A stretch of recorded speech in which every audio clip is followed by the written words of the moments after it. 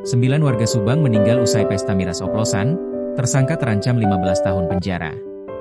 Tragedi minuman keras, miras, oplosan kembali memakan korban jiwa di Kabupaten Subang, Jawa Barat, dengan total 9 orang dinyatakan meninggal dunia.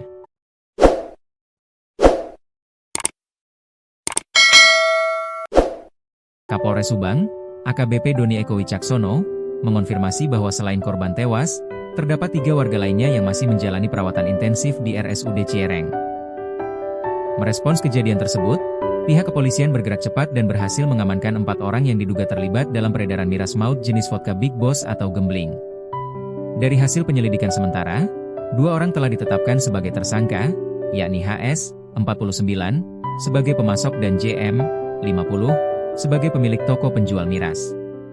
Sementara itu, 2 orang lainnya berinisial PNM, 29, dan 18, saat ini masih berstatus sebagai saksi guna keperluan pengembangan kasus lebih lanjut. Para korban dilaporkan mengalami gejala keracunan hebat seperti mual, gangguan penglihatan, hingga sesak napas usai mengonsumsi miras yang dicampur dengan minuman energi. Polisi juga telah menyita sejumlah barang bukti berupa botol bekas miras, sachet minuman energi, hingga sampel sisa cairan dan darah para korban.